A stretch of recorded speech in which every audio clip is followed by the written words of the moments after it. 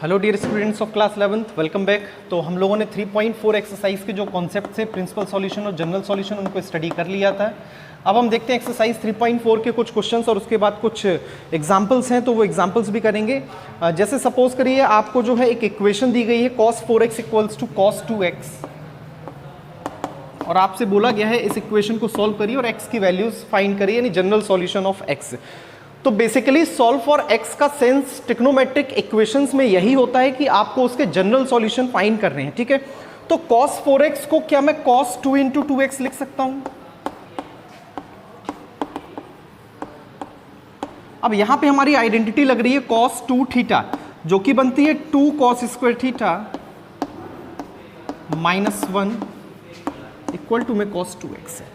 अब मैं क्या कर रहा हूं, जितने ये टर्म को यहां ट्रांसपोज कर रहा हूं, तो ये बना हमारा 2 cos square 2x minus cos 2x minus 1 equals to 0। अब आप ध्यान से देखें तो आपके पास ये क्वाड्रेटिक इक्वेशन है which involve some trigonometric functions cos x।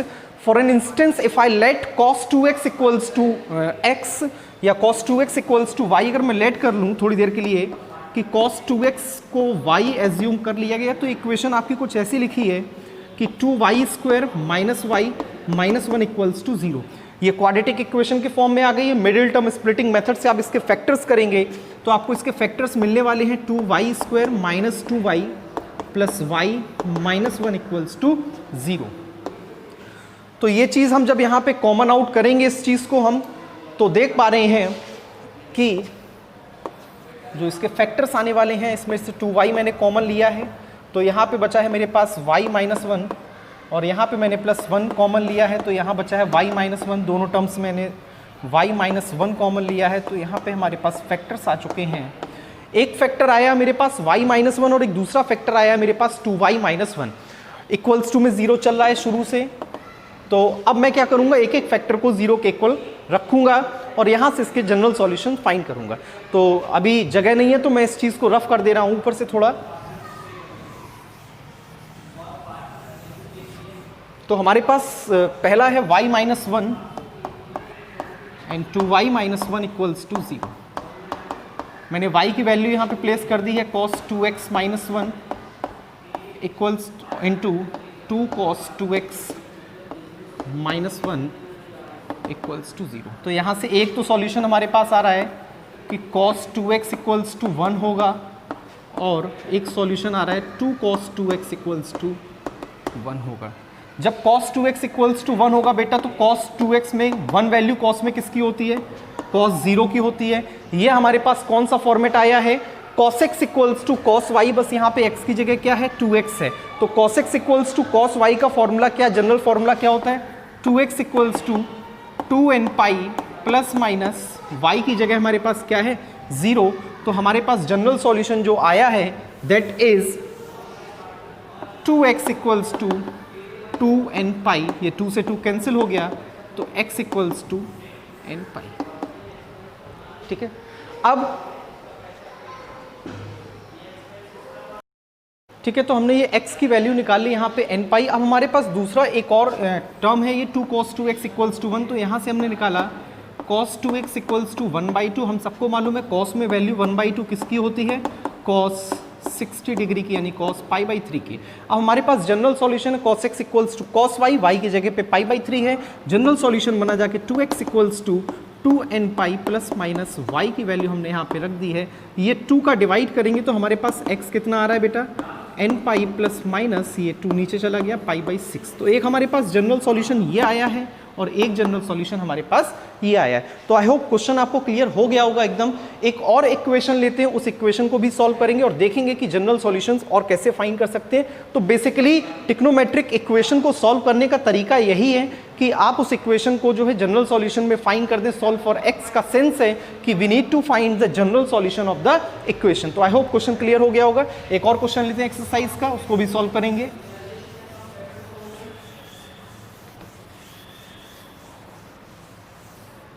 अब जो है हमारे पास एक क्वेश्चन आ रहा है sec स्क्वायर 2x।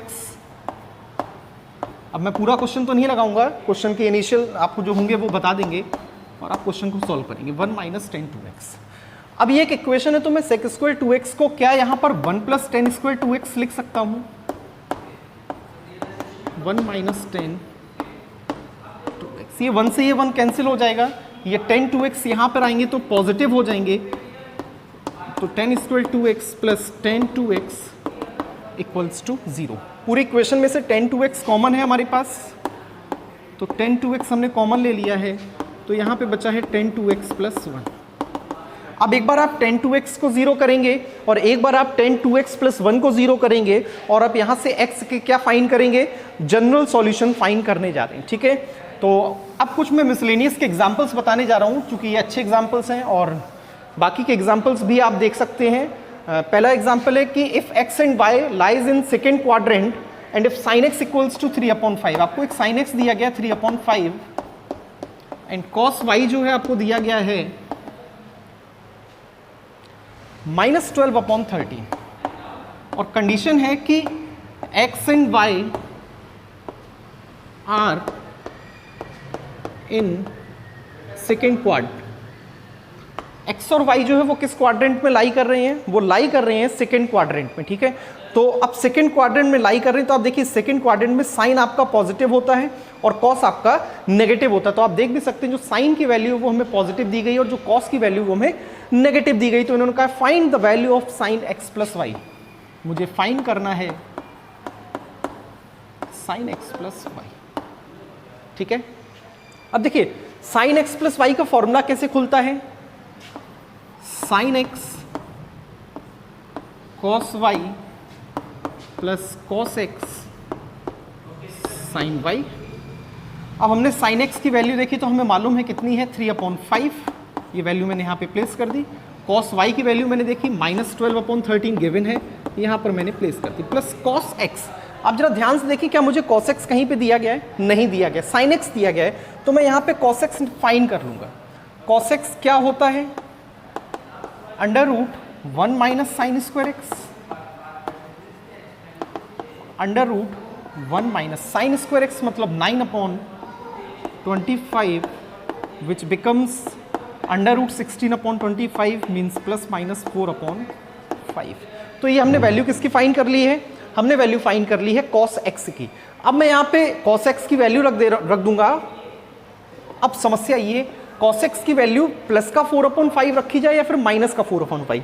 हमारे पास cos x की वैल्यू जो है वो ±4/5 है। अब आप ये देखिए सेकंड क्वाड्रेंट में cos कैसा होता है, सेकंड क्वाड्रेंट में cos आपका नेगेटिव होता है, यानी यहाँ पे आप जो है वैल्यू लेंगे -4/5।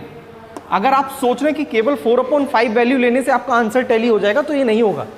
आपको सिंबल भी यहाँ पे डिसाइड करना पड़ेगा कि सेकंड क्वाड्रेंट में हम जानते हैं cos कैसा होता है, नेगेटिव होता है। अब मुझे किसकी वैल्यू चाहिए, साइन y की। तो साइन y कैसे निकालेंगे भाई, √1 माइनस cos स्क्वायर y। अब cos y हमारे पास कितना है, सॉरी -12/13 लिखा है, x लिख दिया मैंने। तो यहाँ पे 1 minus 144/169 and it becomes 5/13 of plus minus, ये ±5/13 है। अब साइन y है, साइन y की वैल्यू आई है ±5/13, लेकिन ये सेकेंड क्वाड्रेंट में है, तो साइन सेकेंड क्वाड्रेंट में आपका कैसा होता है, पॉजिटिव होता है। तो मैं यहाँ पे वैल्यू 5/13 रख लूँगा। Now it's very simple, just calculate the value. 65 -36 -20/65 and this is -56/65 and it's your answer. तो आई होप क्वेश्चन आपको एकदम क्लियर हो गया होगा कि इस क्वेश्चन में हमने क्या फाइंड करना था। तो चलिए आगे बढ़ते हैं अगले क्वेश्चन की तरफ।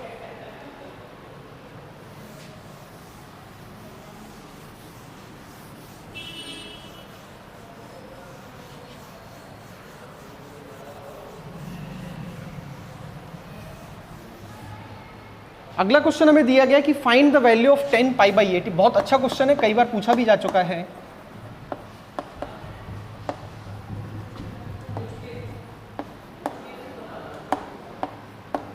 टेन π/8 का वैल्यू हमें फाइंड करना है, ठीक है। तो देखिए मैं x को लेट कर रहा हूं π/4, थोड़ी देर के लिए मैंने लेट कर लिया है x इक्वल्स टू π/4। तो क्या 2x इक्वल्स टू π/8 होना है, सॉरी x इक्वल्स टू मैं π/8 लेट कर रहा हूं, तो 2x इक्वल्स टू कितना होगा, π/4, ठीक है। अब मैं यहाँ पे एक फॉर्मूला लिख रहा हूँ, tan 2x equals to 2 tan x upon 1 minus tan square x। ठीक है, अब tan 2x देखिए क्या होगा, tan 2x का मतलब है tan 2x किसकी वैल्यू है, पाई बाई 4 की, तो मैंने tan pi by 4 equals to 2 tan x क्या है, पाई बाई 8। देखिए अगर 2x equals to pi by 4 है, आप ये कह सकते हैं कि अगर 2x equals to pi by 4 है तो x इक्वल्स टू आपका कितना जाना है, पाई बाई 8। तो 1 minus tan square pi by 8, tan pi by 4 कितना होता है 1, तो 1 equals to 2 tan pi by 8, और ये नीचे वाली चीज़ क्रॉस मल्टीप्लाई में जाएगी तो ये क्या बन जाएगी 1 minus tan square pi by 8। थोड़ी देर के लिए tan पाई बाई 8 को आप कुछ मान लें, let tan pi by 8 equals to y, ताकि ये आपको क्वाड्रेटिक इक्वेशन दिखाई देने लगे। तो ये लिखा है 1 minus y square equals to 2y। मैं इसको स्टैंडर्ड फॉर्म में लाके रिड्यूस कर रहा हूँ, y square plus 2y minus 1 equals to 0। Y square plus 2y minus 1 equals to 0 को मैं जब फैक्टराइज करूंगा तो ये मिडिल टर्म स्प्लिटिंग मेथड से फैक्टराइज नहीं होगा। मैं यहाँ पे क्वाड्रेटिक फॉर्मूला यूज कर रहा हूँ, y equals to minus b plus minus under root b square minus 4ac upon 2। तो ये हमारा बना -2 प्लस माइनस 8 अपॉन 2। मैं 8 को यहाँ पे 2 कॉमन ले सकता हूँ, इसमें से 4 इंटू 2 लिखूँगा, 4 बाहर आएगा तो -2 plus minus 2 under root 2 upon 2, और ये हमारा बना -1 प्लस माइनस अंडर रूट 2। तो ये हमारी किसकी वैल्यू आई है, y की। और y जरा ध्यान से देखिए हमने किसको लेट किया है, tan पाई बाई 8 को। तो मैं ये कह सकता हूँ कि tan पाई बाई 8 की जो वैल्यू है वो है under root -1 plus minus under root 2, and that's your answer. तो आई होप क्वेश्चन क्लियर हो गया होगा।